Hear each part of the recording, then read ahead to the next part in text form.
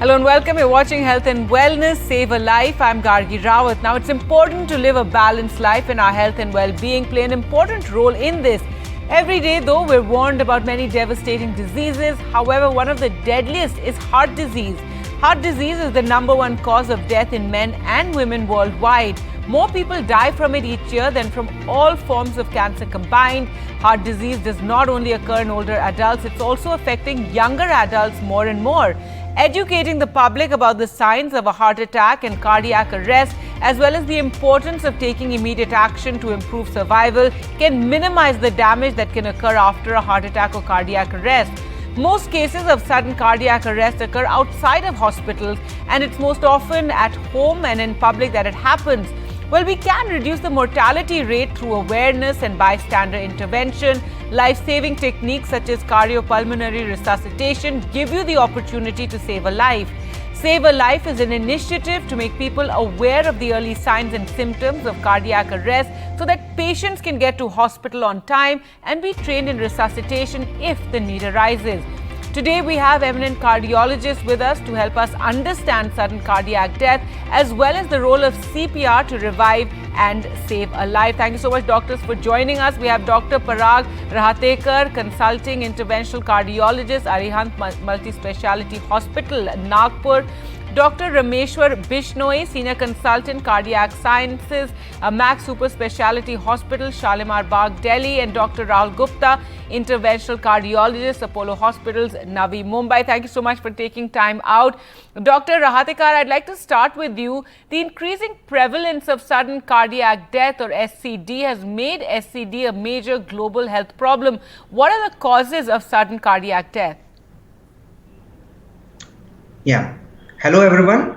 Sudden cardiac death is a cardiac emergency where the heart suddenly stops beating. So sudden stoppage of the heart can be because of, most commonly, is a coronary artery disease, or what we say in common terms as a heart attack, or blockages in the heart. This will cause the blood flow to the heart muscles completely stopped, and in this way these heart cells die and they initiate abnormal electrical rhythms, which in medical terminology is known as a ventricular fibrillation. So this can cause a sudden cardiac arrest. Apart from heart attack, there can be conditions which is called a heart failure. That is, the heart of an individual pumps less than the normal individuals. Then in younger population, sometimes we hear episodes of sudden cardiac death.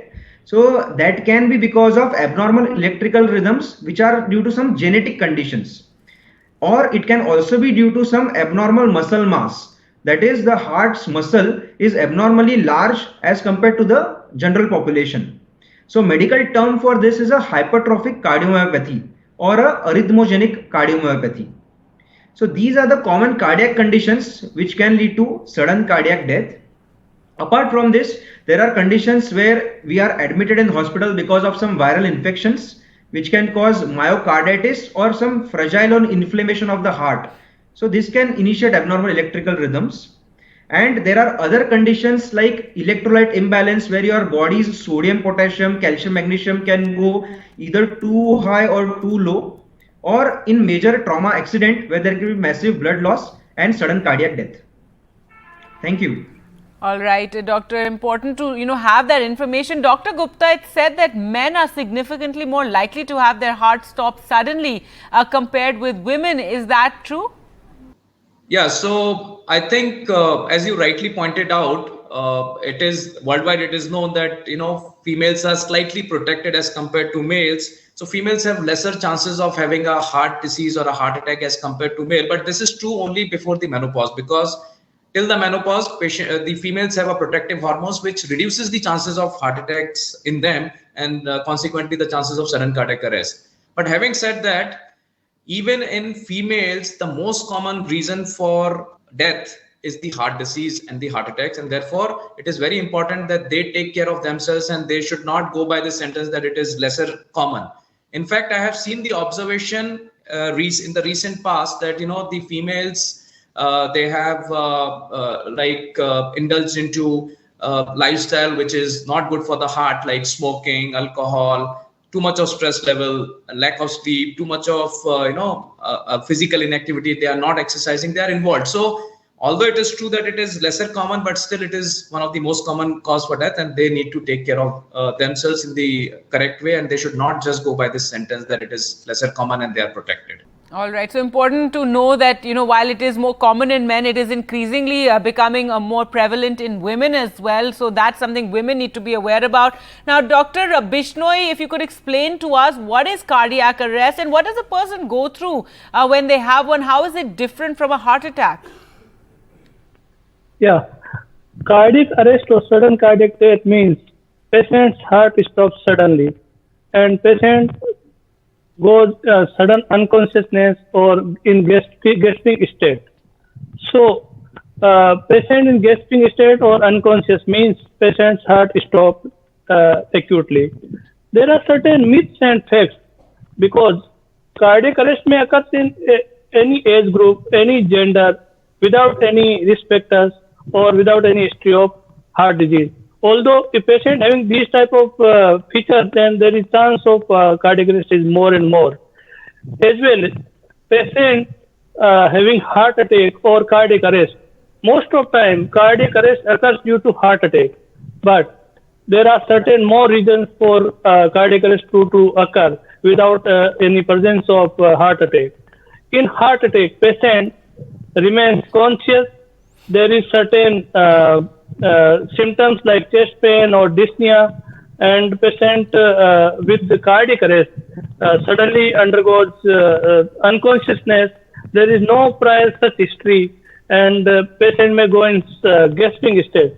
So we can differentiate which patient in heart attack or which patient in cardiac arrest. If patient is conscious and having chest pain, then there is heart attack. And if patient suddenly underwent or undergoes unconsciousness and without any prior symptoms, then it will be cardiac arrest. So to differentiate them, if patient in cardiac arrest, we should start immediately CPR.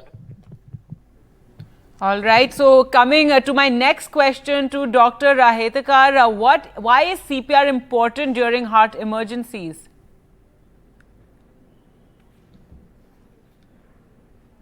Yes. So as we all know that CPR, the word means cardiopulmonary resuscitation. So now here in cardiac emergencies or in sudden cardiac death, what exactly happens we should know. So the heart completely stops beating. So what will it cause? So the blood flow to all the vital organs of our body will be completely stopped.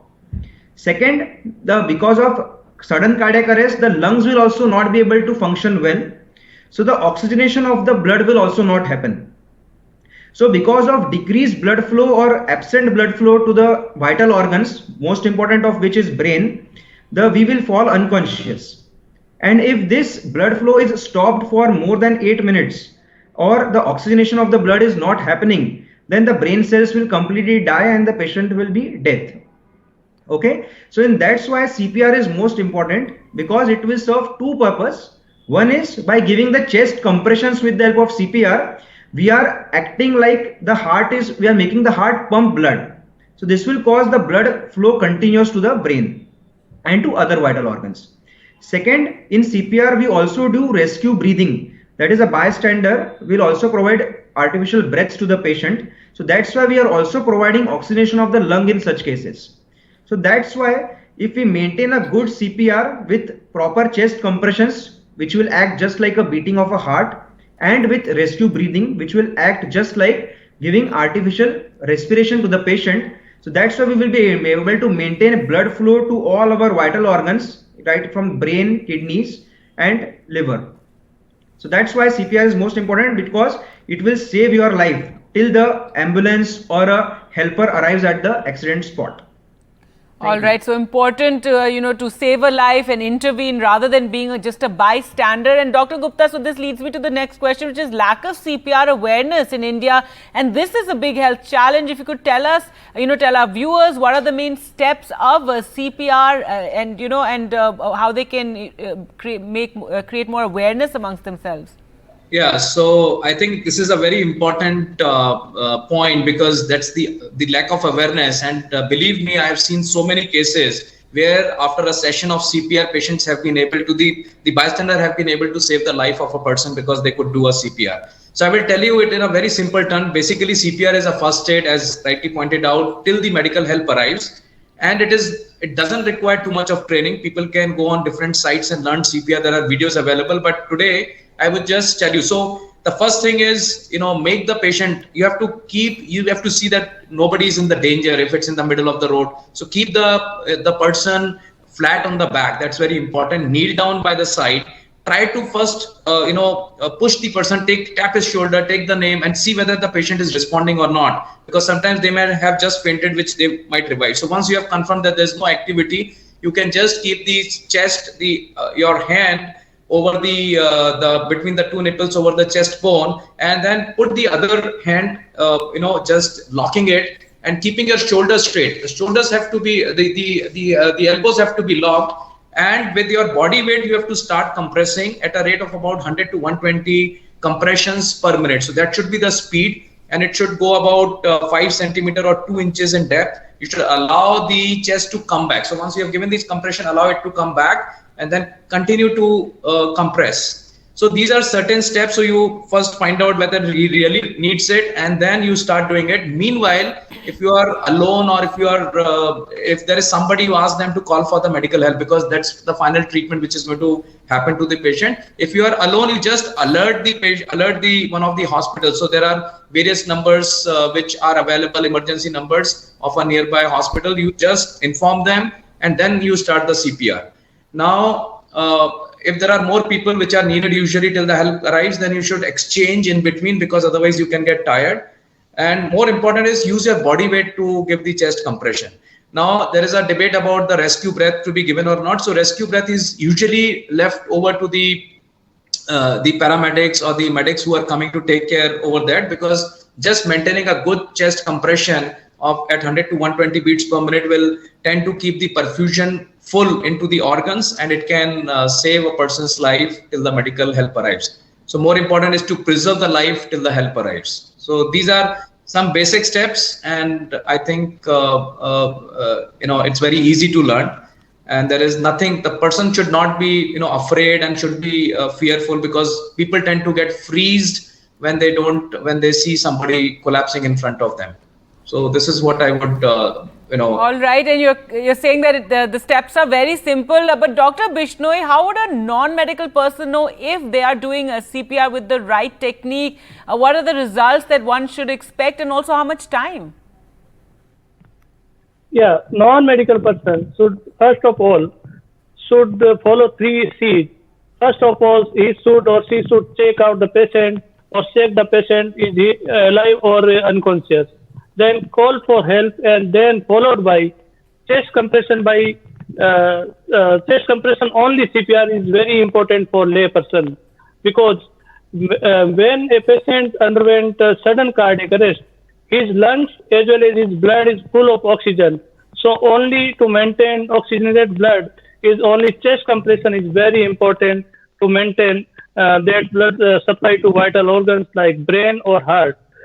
And the time duration for chest compression, as Gupta sir told, that there should be chest compression of continuous nature by 100 to 120 per minute, and chest compression of around 5 centimeters per compression. And after every compression, there should be complete take of bed should be there. As well as time duration for chest compression should be around 20 minutes. Various studies says that up to 20 minutes of continuous CPR by rotating the person can gives good results with survival of patient with intact brain function. And some studies says up to 30 to 40 minutes of CPR, some patients revived with intact brain function.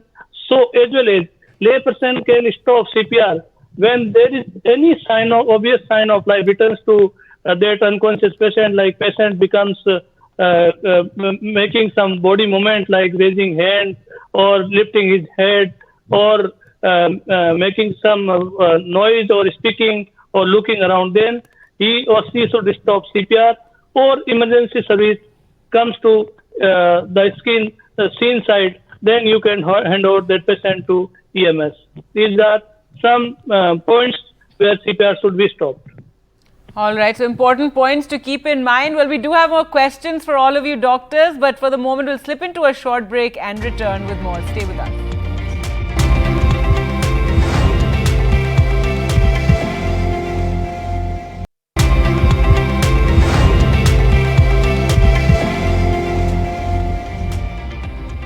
Welcome back. You're watching Save a Life, and we're talking about awareness regarding CPR and heart disease. Well, let's go back to our doctors with more questions. And Dr. Rahitikar, what can happen if CPR is done incorrectly? Yes. So if CPR is done incorrectly, because of inadequate chest compressions, we will not be able to give adequate blood flow from the heart to the vital organs. So because of inadequate blood flow and inadequate oxygenation by the lungs due to inadequate rescue breathing, our brain cells and other organ cells will not be able to get sufficient oxygen and blood flow. So they will probably die in the course of time. Second is, when you are giving chest compressions by not proper technique, then this can lead to fracture of the sternum or broken ribs. Also, it can cause sometimes injury to your lung. In the medical terminology, it is known as a pneumothorax, or it can also cause injury to your abdominal organs, that is liver, spleen, stomach. So these are the complications of incorrectly doing CPR. So definitely CPR is a very exhausting situation, but you can always ask for help from a bystander so that you can alternately do CPR. All right, Dr. Gupta, if you could tell us about guidelines for CPR. What are the current guidelines for CPR in the country? Yeah, so there have been two thoughts, and I think we discussed also that one was you give 30 chest compressions and then you give 2 rescue breaths. But it has been found that rescue breath may not be very important, and people who are bystander and may not be comfortable giving a breath. So it has been worldwide now accepted that if you give chest compressions which are adequate, which means adequate chest compression means for an adult it should go to about 5 centimeters of depth when you are compressing the chest, and it should be at a speed of about 100 to 120 beats per minute. And suppose, as I discussed with you, you have to do it in a correct way, which you can actually learn into videos. So people have to take just small time, just do it once, just learn it, and it is very easy. Maybe we will not be, we don't have the mannequin to demonstrate, but it is quite easy.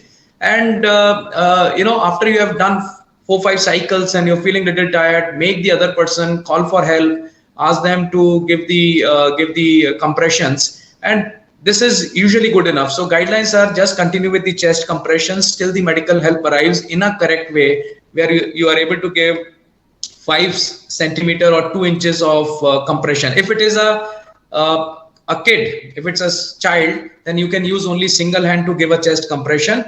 And if it is an infant which you find that for any reason he has stopped responding, don't need to get panic. Just use 2 fingers on an infant, which is a very small kid, a year old, and you can do it with just 2 fingers to give a small compression. So it is, for adult it is about 2 inches, for a child it is about 1 inch, and for the infant it is slightly lesser than that. And these are the guidelines. And I think I have seen myself a lot of life being saved after these CPR sessions, and I think through these awareness session, it's a great help to the humanity, because you can increase the chances of survival to almost twice to thrice if somebody can initiate a CPR and call for the medical help till the medical help arrives, and if they continue to do CPR. And I have certain experiences where people have continued, which has happened in the hospital for 30 minutes, 40 minutes, 45 minutes, where they continued the CPR, and if the CPR is effective, you can still survive by doing a definitive therapy even after a very long CPR. All right. And Dr. Bishnoi, how important is CPR training for people who have relatives suffering from heart disease, and that would probably cover most families in India?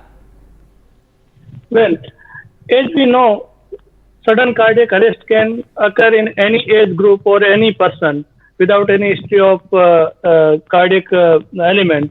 But all we know is patient having history of heart attack or any cardiac element, or in family there is high risk factors are there, then these type of patients or persons are more prone to develop sudden cardiac arrest.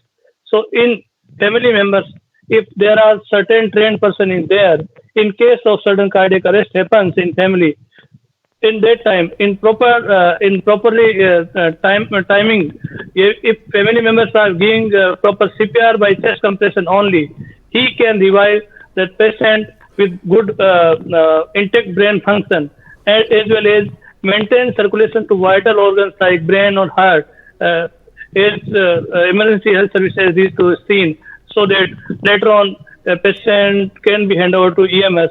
So by training to family members in these type of history of family members, CPR is very vital to save patients. All right. Well, thank you so much, doctors, for sparing your time and talking about this very important issue and the importance of learning CPR as well as heart health and how to be more aware. Thank you all for watching at home. Goodbye.